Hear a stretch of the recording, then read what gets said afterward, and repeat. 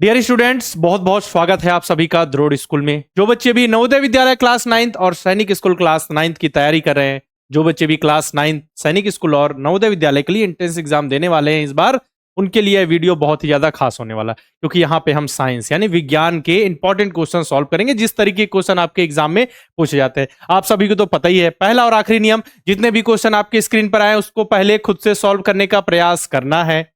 बाकी बताने के लिए तो मैं हूं, और जो भी क्वेश्चन में जिस भी क्वेश्चन में डाउट हो या कोई जानकारी चाहिए तो आप कमेंट बॉक्स में लिखिएगा, हम उस टॉपिक से रिलेटेड वीडियो लेकर आएंगे। और जब नेक्स्ट क्लास लेंगे, जब इंपॉर्टेंट क्वेश्चंस की, तो वहां पे जो आपका भी डाउट था उसको वहां पे क्लियर कर देंगे, है ना। तो साइंस के यहाँ पे 20 इंपॉर्टेंट क्वेश्चन बताएंगे। देखिएगा, इस तरीके क्वेश्चन आपके एग्जाम में डायरेक्ट आपको देखने को मिलेंगे, नवोदय विद्यालय क्लास 9th के एग्जाम में और सैनिक स्कूल क्लास 9th के एग्जाम में। चलिए क्वेश्चन स्टार्ट करते हैं प्रैक्टिस करना। अपने दोस्तों भाई बंधुओं तक ये क्लास की वीडियो जरूर शेयर करें ताकि उनको भी आइडिया लगे किस तरीके के क्वेश्चन पूछे जाते हैं। चलिए पहला क्वेश्चन है, which of the following is the rabi crop. निम्नलिखित में से रवि कौन सी रवि फसल है? आपको पता है ना, मौसम के आधार पर हमने फसलों को डिवाइड किया। रवि फसल, पहले खरीफ, रवि, इसके बाद जायद डिवाइड किया था ना। तो रवि की फसल जो फसल है, जो क्रॉप्स को ज्यादा पानी की जरूरत नहीं पड़ती, ठीक है। तो इसमें से रवि की फसल है। पैडी क्या है? ये तो खरीफ की फसल है। ये क्या है? ये तो खरीफ है। अच्छा, ये खरीफ है। मक्का क्या है? मक्का भी खरीफ है। अच्छा, कॉटन भी खरीफ है, यानी कपास भी खरीफ की फसल है। और मस्टर्ड यानी सरसों क्या है? ये है रवि की फसल। रवि की फसलों के नाम बताइएगा कुछ, जैसे गेहूं, चना, है ना, सरसों, मटर, अलसी, ये सभी किसकी फसल है?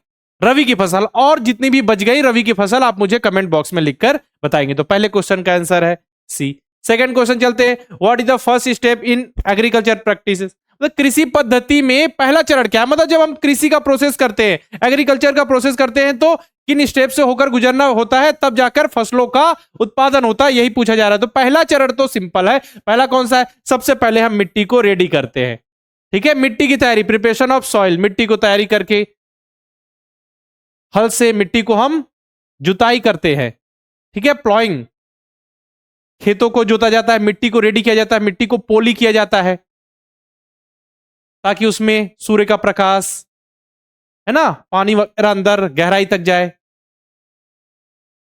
मिट्टी में पोषक तत्व अच्छे से जो है उनका उपयोग कर सके मिट्टी, ठीक है। जड़ें गहराई तक जाए पौधों की, इसलिए मिट्टी को रेडी किया, इसका लेवलिंग किया जाता है, ठीक है। तो नॉर्मल प्रोसेस होता है preparation of soil. Preparation of soil के बाद सोइंग, यानी कि बीज बोते हैं। बीज बोने के बाद हम फर्टिलाइजर्स और मेन्योर यानी खाद और उर्वरक डालते हैं। इसके बाद सिंचाई, इरिगेशन का प्रोसेस होता है। इरिगेशन के बाद फिर प्रोसेस होता है खरपतवार को निकालने का। खरपतवार नाशी हम डालते हैं ना वीडीसाइड, ताकि जो खरपतवार जो नेचुरल रूप से जो अगल बगल पौधे नहीं उग जाते, और जैसे जो हमने जैसे धान की फसल बोई है, उसके अगल बगल और कुछ अनवांटेड नेचुरली प्लांट्स उग जाते हैं, उनको हटाना, ठीक है। उसके लिए खरपतवार नाशी वीडीज इसका हम यूज करते हैं। इसके बाद फिर प्रोसेस होता है कटाई का, हार्वेस्टिंग का, ठीक है। उससे पहले हम थ्रेसिंग करते हैं, विनोइंग करते हैं। फिर पहले हम क्या करते हैं, सबसे पहले फसलों को काट लेंगे, फिफ्थ स्टेप में काट लेंगे। काटने के बाद थ्रेसिंग का प्रोसेस होता है। थ्रेसिंग के बाद फिर जो बच जाता है उसको हम विनोइंग के प्रोसेस से निकालते हैं, ठीक है। इस तरीके से जो हमको अन्न प्राप्त हो जाता है, अब उसका भंडारण होता है। तो इन 7 स्टेप से होकर हमको गुजरना पड़ता है। इसके बाद स्टोरेज लास्ट में, पहले preparation of soil, option number C. Third number देखिए, which method of irrigation is the most efficient in minimizing water loss by evaporation.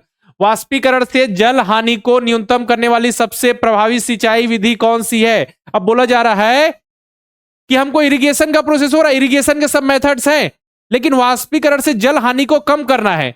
वाष्पीकरण क्या होता है? जल वेपर बन के उड़ जाता है, जब उसको गर्म किया जाए, जब उसको उष्मा मिले तो वेपर बन के उड़ जाता है। अच्छा, तो देखिए जो नहर सिंचाई होगी उससे तो पानी, सूर्य का प्रकाश पड़ेगा तो वेपर के उड़ने के चांसेस ज्यादा है, लेकिन इसे पूछा है कि वाष्पीकरण यानी कि इवेपोरेशन से कम हानि हो, तो कम हानि तो इसमें नहीं होगी। मोट प्रणाली में इसमें भी ज्यादा होगी, एक कुआं जैसे होता है इसमें। स्प्रिंकलर यानी फव्वारा, तो फव्वारा जब होगा, और देख लें ऑप्शन क्या, ड्रिप, क्या है, ड्रिप इरिगेशन या ड्रिप सिंचाई। ड्रिप सिंचाई में क्या होता है, पौधे के बिल्कुल जड़ में पानी पहुंचाया जाता है, एक भी पानी वेस्ट नहीं होता। और स्प्रिंकलर में, फव्वारे में बिल्कुल हल्के हल्के, जैसे फव्वारे जैसे बारिश हो रही हल्की हल्की, बिल्कुल उस तरीके से पानी जाता है, तो उससे भी कम चांसेस होते हैं। लेकिन सबसे कम जो वाटर लॉस होगा वो किससे होगा?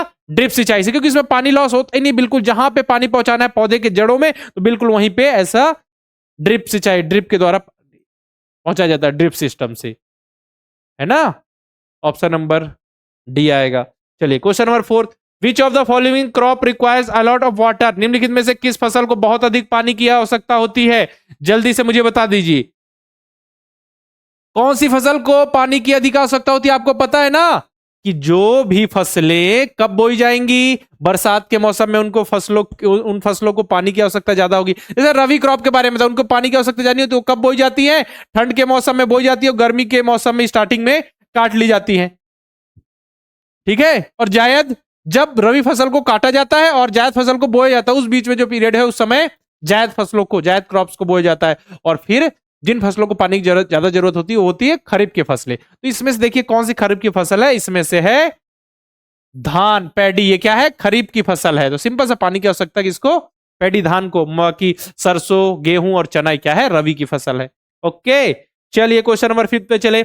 East is used in the production of which of the following? East का उपयोग निम्नलिखित में से किसके उत्पादन में किया जाता है? तो ईस्ट का उपयोग किसके उत्पादन में किया जाता है, जरा बताइए। ईस्ट का उपयोग इसमें से मिल्क नहीं, ईस्ट का अगर प्रयोग मिल्क नहीं, बिल्कुल नहीं।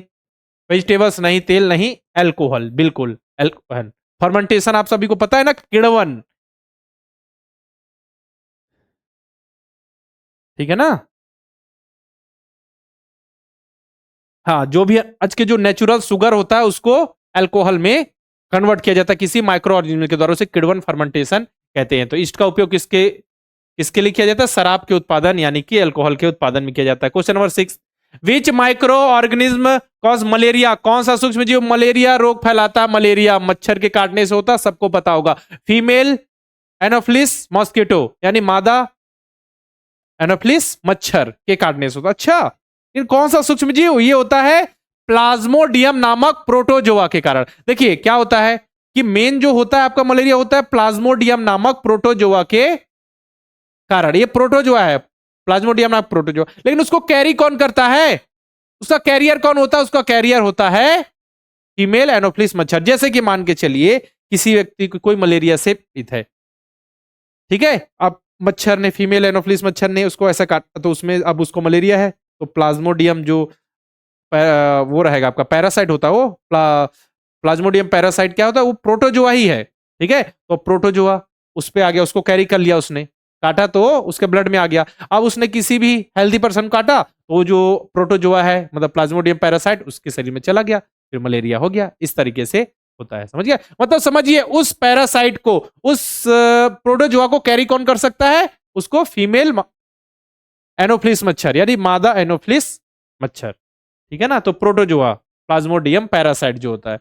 चलिए question number 7, Pooja is tourist she saw species that is found exclusive in particular area not naturally found anywhere else she had seen।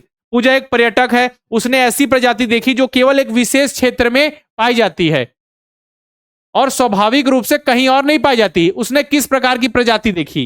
एक ही क्षेत्र में पाई जा रही, किसी विशेष क्षेत्र में, और कहीं नहीं पाई जा रही है, ठीक है। तो उसने किस प्रकार की प्रजाति देखी? अति संकटापन? नहीं।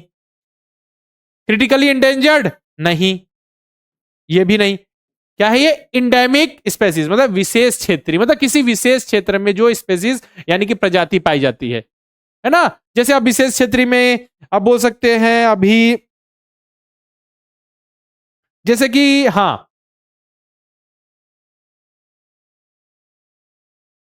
जैसे सतपुड़ा वाला, जैसे हमने पढ़ा ना, जो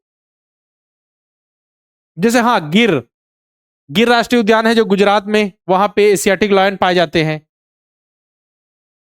हो गए। और पचमढ़ी जो बायोस्फीयर रिजर्व है, वहां पे बड़े पूंछ वाली गिलहरी, उड़ने वाली गिलहरी मिलती है, ठीक है। ये सभी विशेष क्षेत्रीय। जैसे कि आप असम, असम का देखिए काजीरंगा जो नेशनल पार्क है, काजीरंगा, वहां पे एक सिंग वाले गेंडा, लेकिन वो केवल वहीं नहीं पाए जाते, लेकिन विशेष क्षेत्रीय कुछ हद तक कहा जा सकता है।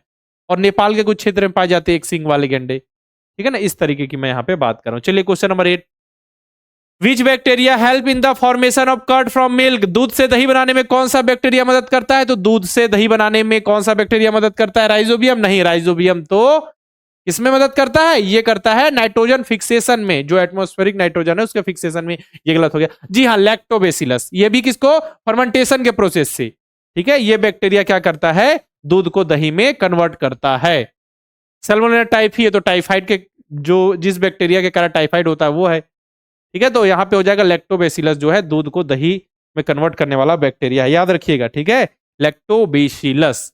क्वेश्चन नंबर 9 पे चलें। तो क्वेश्चन नंबर 9 क्या कहता है? What type of asexual reproduction take place in hydra, hydra में किस प्रकार का अलैंगिक जनन होता है? तो हाइड्रा में सेक्सुअल रिप्रोडक्शन नहीं होता, उसमें असेक्सुअल रिप्रोडक्शन होता है, यानी कि एक ही जनक के द्वारा सेम संतान या फिर पौधे उत्पन्न किए जाते हैं। एक पौधा है उसी से दूसरा पौधा बन गया, या एक जनक है उसी से उसी के समान गया। ठीक है, तो अगर हम बात करें हाइड्रा में, ईस्ट में, हाइड्रा में और ईस्ट में किस तरीके से असेक्सुअल रिप्रोडक्शन होता है? मुकुलन, बर्डिंग के द्वारा, जो उसका बर्ड होता है फिर वो बर्ड नीचे जाता है, फिर से वो फिर से उसी तरीके का एक ले लेता है, हाइड्रा का रूप या फिर ईस्ट का रूप, है ना। उसमें बर्ड होते हैं, जैसे बटन जैसे ऐसे ना, बिल्कुल बर्ड उसमें हो जाते हैं। ऑप्शन नंबर सी आएगा। चलिए question number 10, which scientist discovered penicillin, penicillin की खोज किस वैज्ञानिक ने की थी? पहले बताइए, पेनिसिलिन की खोज किस वैज्ञानिक की थी? तो पेनिसिलिन की खोज की थी अलेक्जेंडर फ्लेमिंग ने। पेनिसिलिन क्या है? ये है प्रतिजैविक एंटीबायोटिक।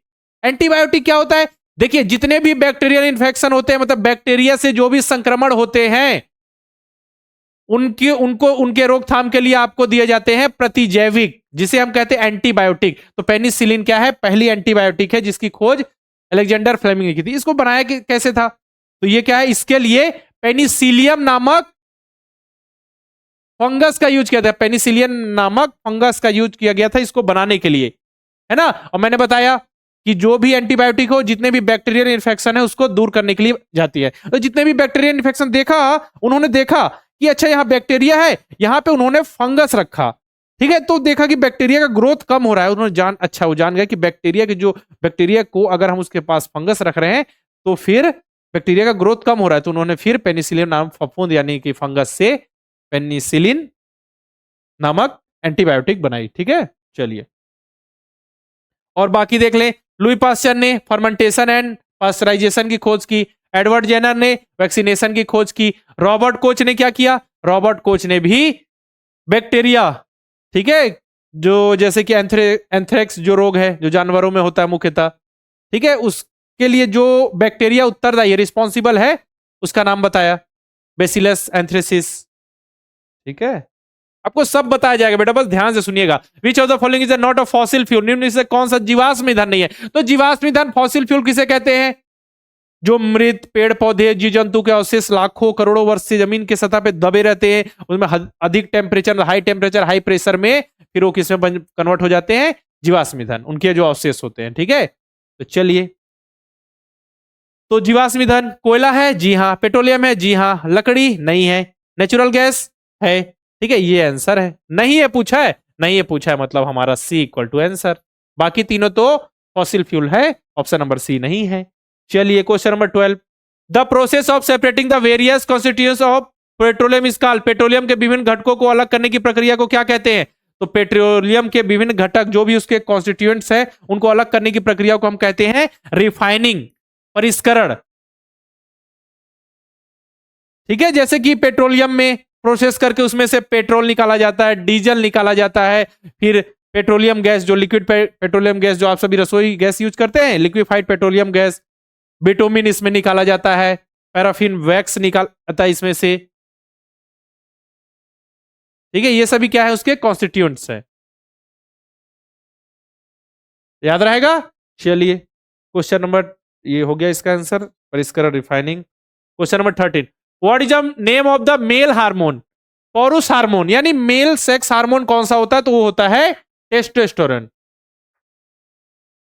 और अगर फीमेल हार्मोन की बात होगी तो एस्ट्रोजन, पता है सबको, female hormone oestrogen, male hormone testosterone, याद रहेगा ना।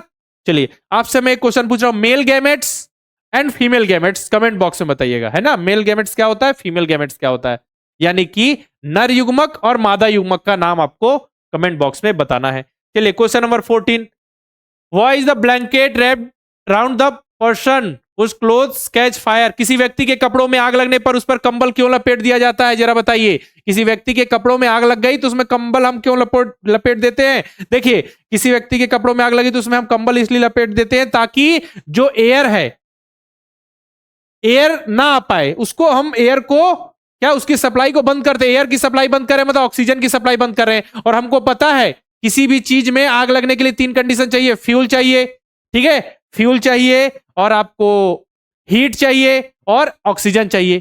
तो हमने क्या किया, जब किसी व्यक्ति कपड़ों में आग लगी तो कपड़े क्या है, यही फ्यूल है, इसी में तो आग लग रही है ना, ठीक है। अब हमने क्या कंबल से ढक दिया तो क्या हुआ, एयर आ नहीं पाएगी वहां तक, फ्यूल तक, तो फिर आग धीरे धीरे बुझ जाएगी, ठीक है ना। चलिए, तो ये आएगा to cut off the supply of oxygen.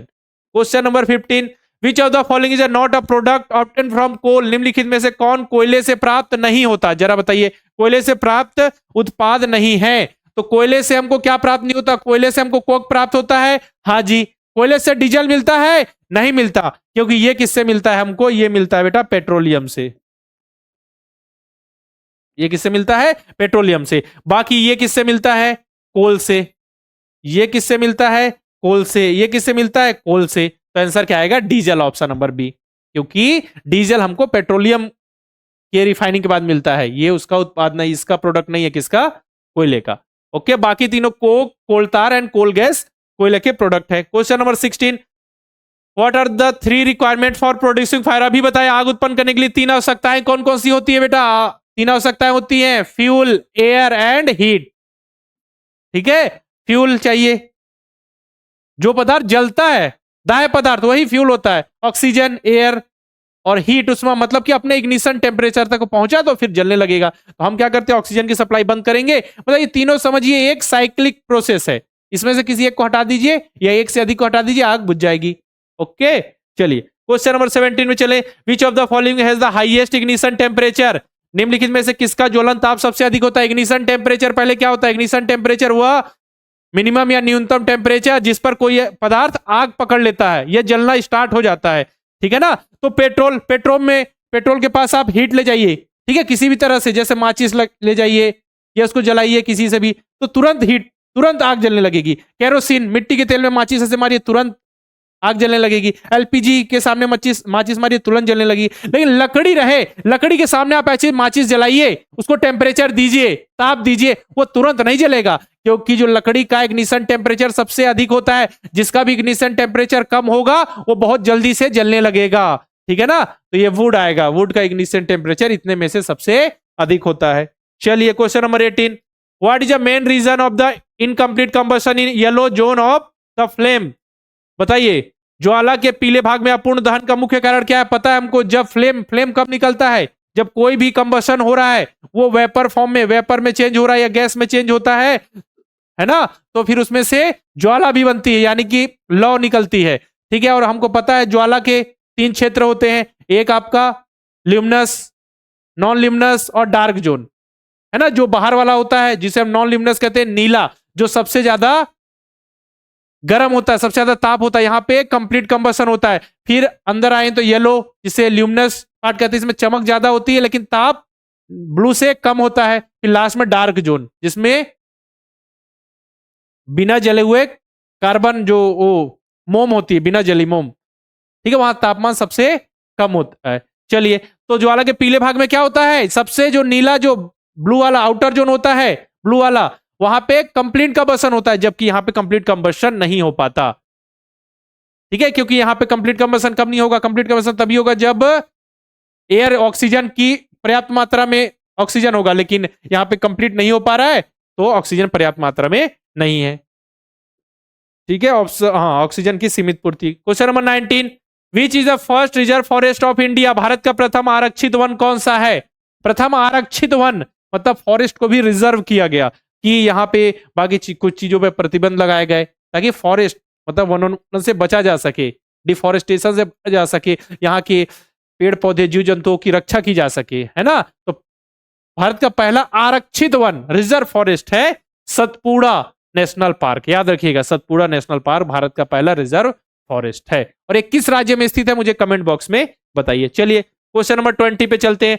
The stage of the embryo in which the all the body parts can be identified is called. भ्रूण की वह अवस्था जिसमें शरीर के सभी अंगों की पहचान हो सकती है, उसे क्या कहते हैं बताइए। भ्रूण की वह आवश्यकता मतलब कि वह अवस्था जिसमें शरीर के सभी अंगों की पहचान हो जाती है, क्या कहते हैं। देखिए मैंने आपको बताया एग एंड स्पर्म फर्टिलाइज हुए, फर्टिलाइज होने के बाद जाइगोट यानी कि क्या बनाए, युग्मनज। ठीक है, युग्मक मतलब कि क्या होता है, गैमेट्स होता है। जब दोनों फर्टिलाइज हुए इनके बाद क्या बना, हाँ युग्मनज, जिसे कहते हैं जाइगोट। अब जाइगोट धीरे धीरे डेवलप होगा, ठीक है, अलग अलग सेल्स में डिवीजन होता जाएगा। इसके बाद बन जाता है वो धीरे धीरे क्या बन जाता है, एम्ब्रियो। ठीक है, उसमें ऑर्गन्स और टिश्यूज डेवलप होते हैं धीरे धीरे, उसके हाथ नाक। फिर एक अवस्था आ जाती है भ्रूण की, ऐसी अवस्था जिसमें उसके शरीर के सभी भागों को आइडेंटिफाई मतलब क्लियर किया जा सके कि बॉय है गर्ल है। ठीक है, तो इस अवस्था को कहते हैं हम फीटस, यानी उससे कहते हैं गर्भ। फिर आगे डेवलप होके बच्चे का जन्म हो जाता है, बच्चा थोड़ा हो जाता है। अच्छा ये अच्छा, ये क्वेश्चन नंबर, अच्छा यहाँ पे कहीं पे गड़बड़ हो गया क्या सीक्वेंस। ठीक है 1920 हो गया। इसके बाद एक और क्वेश्चन है, चलिए इस क्वेश्चन को आपको होमवर्क दे देता हूं। ये होमवर्क का क्वेश्चन है। The features that help the distinguish the male from the female are called. वे लक्षण जो पुरुष और महिला दोनों में अंतर करने में मदद करते हैं, उन्हें कौन से कैरेक्टर कहते हैं, फीचर्स या कैरेक्टर। ठीक है, the character that help the distinguish the male from the female are called primary sexual characters, inheritance, इसके बाद आएगा सेकेंडरी सेक्सुअल कैरेक्टरिस्टिक, या फिर गौड़ लैंगिक लक्षण, या कॉमन फीचर सामान्य लक्षण। बिल्कुल आप इसको आप मुझे कमेंट बॉक्स में बताएंगे, होमवर्क का क्वेश्चन है, सही बच्चों को यहाँ पे आंसर देना है। बाकी मेहनत करेंगे इन बच्चों की तरह आपका भी सिलेक्शन होगा नवोदय विद्यालय सैनिक स्कूल में। अब आपकी बारी है, हम पिछले 7 साल से लगातार बच्चों को नवोदय विद्यालय सैनिक स्कूल की तैयारी करा रहे हैं। बच्चे जुड़ रहे हैं, पढ़ रहे हैं, सीखते हुए आगे बढ़ रहे हैं और एग्जाम में सिलेक्ट हो रहे हैं। जिस तरीके से हमने क्लास 6 नवोदय विद्यालय सैनिक स्कूल में रिजल्ट दिया, बच्चे इतने ज्यादा सिलेक्ट हुए, बच्चे जुड़ रहे हैं, अच्छे से पढ़ रहे हैं, इसीलिए बच्चे सिलेक्ट हो रहे हैं। इस बार बारी है नवोदय विद्यालय क्लास 9 वाले बच्चों की, उनके लिए बैच स्टार्ट कर दिया गया। अगर आप भी चाहते हैं नवोदय विद्यालय क्लास 9 की तैयारी करना, तो जल्दी से जल्दी जुड़कर बहुत ही बेहतरीन ढंग से तैयारी कर सकते हैं। यहाँ पे आपको नवोदय विद्यालय के जितने भी क्लास 9 का जो भी सिलेबस है, मैथ साइंस हिंदी इंग्लिश सब कुछ बहुत ही बेहतरीन ढंग से पढ़ाया जाएगा। लाइव क्लासेस होंगी, चैट के माध्यम से बच्चे डाउट पूछ सकते हैं, practice sheet, chapter test, model paper, mock test सब कुछ प्रोवाइड किया जाएगा। मतलब कंप्लीट पैकेज है तैयारी के लिए। बाकी क्लास 6 नवोदय विद्यालय सैनिक स्कूल आरएमएस की तैयारी के लिए भी हमारे पास बैचेस हैं। क्लास 6 नवोदय विद्यालय सैनिक स्कूल की तैयारी के लिए रिकॉर्डेड बैच है। ठीक है, नवोदय के लिए नवोदय अल्फा, सैनिक के लिए सैनिक अल्फा, तीनों की तैयारी करना है। रिकॉर्डेड बैच से तो अर्जुन बैच है। प्रैक्टिस के लिए मॉडल पेपर मॉक टेस्ट मिल जाएंगे। करना क्या है, प्ले स्टोर पर जाइए, द्रोड़ स्कूल का ऐप इंस्टॉल कीजिए, किसी नंबर से लॉगिन कीजिए, इतने सारे कोर्सेज दिखेंगे जिसपे भी इनरोल करना है, क्लिक करके प्रोसीड करके आप कोर्स में इनरोल कर सकते हैं। साथ में द्रोड़ स्कूल के यूट्यूब चैनल को सब्सक्राइब करके बेल आइकन पे क्लिक जरूर कर दे, ताकि जितने भी इन्फॉर्मेशन है, पढ़ाई से वीडियो है, अपडेट्स, नोटिफिकेशन सबसे पहले आप तक पहुंच सके। बाकी नए बैच से रिलेटेड इन्फॉर्मेशन के लिए आप हमारे हेल्पलाइन नंबर 6260388361 पर कॉल करके इन्फॉर्मेशन ले सकते हैं। ठीक है, यहाँ पे आपको जानकारी दी जाएगी जिस एग्जाम की भी आप तैयारी करना चाहते हैं, आप एलिजिबल है कि नहीं, आपकी डेट ऑफ बर्थ क्या होनी चाहिए, सारी इन्फॉर्मेशन आपको यहाँ पे मिल जाएगी। बाकी जितने भी क्वेश्चन मैंने आपको होमवर्क में दिए हैं, जो भी क्वेश्चन पूछा उसको कमेंट बॉक्स में जरूर से जरूर बचाएं, क्योंकि ये देखिए ये बहुत ही ज्यादा इंपॉर्टेंट क्लास है आपकी। इसमें से देखिएगा बहुत सारे क्वेश्चन आपके एग्जाम में पूछे जाएंगे, इसलिए जो भी क्वेश्चन मैंने पूछा है उसको जरूर बताएं, है ना। जो भी होमवर्क में दिया, जो भी क्वेश्चन मैंने किया, आप सभी से उसको नोट करें और अच्छे से कमेंट बॉक्स में लिखकर मुझे बताएं। बाकी ऐसे क्लासेस, ऐसे पढ़ाई से रिलेटेड वीडियो और आपके एग्जाम से रिलेटेड जो भी अपडेट्स है, नोटिफिकेशन से रिलेटेड वीडियो आपके लिए लगातार आते रहेंगे। बाकी आपको नवोदय विद्यालय सैनिक स्कूल आरएमएस की तैयारी से रिलेटेड किसी टॉपिक पे वीडियो चाहिए तो आप कमेंट बॉक्स में लिखिए, हम उस टॉपिक से रिलेटेड वीडियो लेकर जरूर आएंगे। आज की इस क्लास में रखते हैं इतना ही, मिलते हैं फिर नेक्स्ट वीडियो में, तब तक के लिए अलविदा, जय हिंद।